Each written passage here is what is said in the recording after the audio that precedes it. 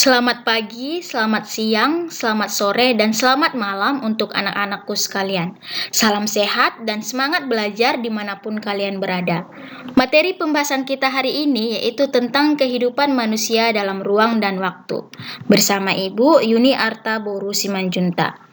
Manusia, ruang, dan waktu adalah sesuatu yang tidak dapat dipisahkan, karena dalam sejarah kita mengenal adanya dimensi spasial yaitu ruang, dan dimensi temporal yaitu waktu, serta manusia sebagai subjek dan objek dalam sejarah.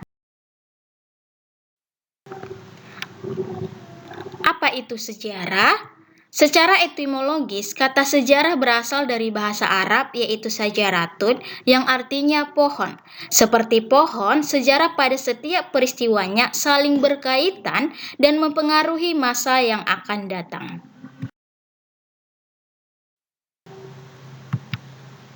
Sejarah menurut para ahli yang pertama ada dari Bapak Herodotus yang mengatakan bahwa sejarah bukan berkembang dan bergerak lurus ke depan dengan tujuan yang pasti, melainkan juga melingkar yang tinggi rendahnya disebabkan oleh keadaan manusia. Kemudian menurut Bapak Ibnu Khaldun, sejarah adalah sebagai catatan tentang manusia dan peradabannya dengan seluruh proses perubahan secara nyata dengan segala sebab akibatnya. Kemudian menurut Bapak Sartono Kartodirjo yang mengatakan sejarah dibatasi oleh dua hal. Sejarah dalam objektif yang artinya menunjukkan pada peristiwa atau kejadian itu sendiri, dan sejarah secara subjektif yang artinya sejarah yang telah ditulis oleh sejarawan.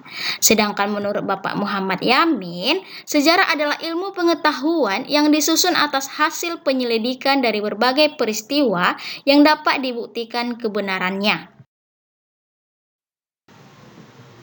Berdasarkan keempat pendapat para ahli tersebut, dapat kita simpulkan bahwa sejarah adalah rekonstruksi peristiwa masa lalu yang bersifat penting, abadi, dan juga unik yang benar-benar terjadi dan berisi segala kegiatan manusia.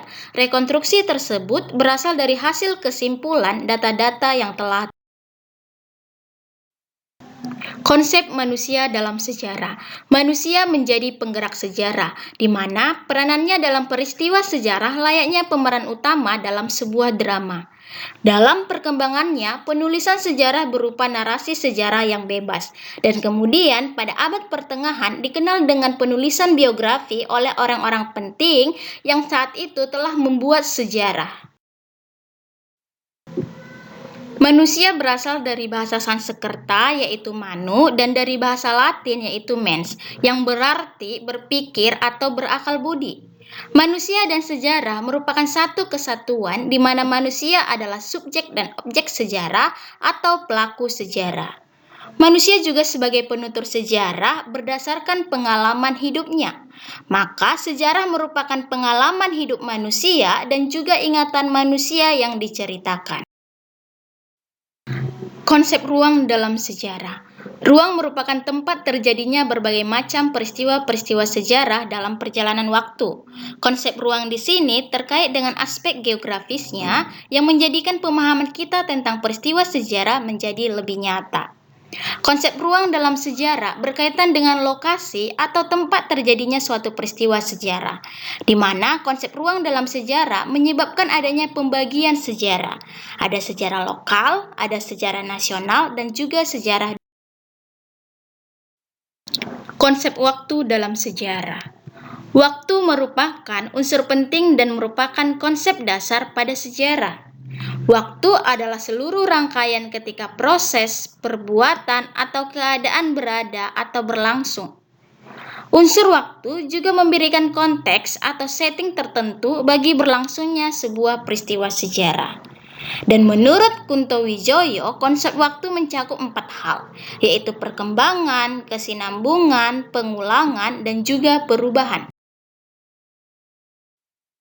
Yang pertama yaitu perkembangan.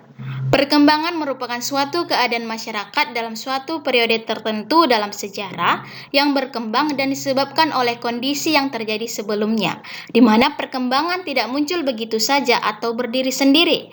Contoh dari perkembangan tersebut salah satunya terlihat dari penggunaan kapak pada masa aksara, di mana yang pertama kapak itu terlihat kasar, kemudian yang kedua menuju lebih halus, dan yang ketiga perkembangannya itu kapak menjadi sangat halus. Yang kedua yaitu kesinambungan. Kesinambungan merupakan suatu kondisi terkadang tidak melahirkan kondisi yang baru, tetapi diwariskan atau diteruskan karena dianggap baik oleh suatu masyarakat. Contohnya, adanya sistem-sistem partai yang menyerupai sistem kerajaan pada masa sebelumnya dalam lingkup yang hampir. Yang ketiga yaitu pengulangan. Pengulangan merupakan fenomena yang pernah terjadi sebelumnya dan kemudian terulang kembali pada masa sesudahnya atau masa sekarang dari segi pola.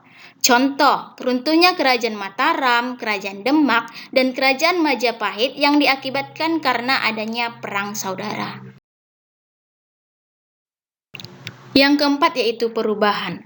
Perubahan terjadi ketika masyarakat mengalami pergerakan, pergeseran, dan juga perkembangan. Contohnya adanya proses evolusi manusia purba sampai manusia modern yang membutuhkan waktu yang lama. Sedangkan proses perubahan waktu pendek itu dapat kita lihat pada peristiwa sejarah revolusi industri Inggris.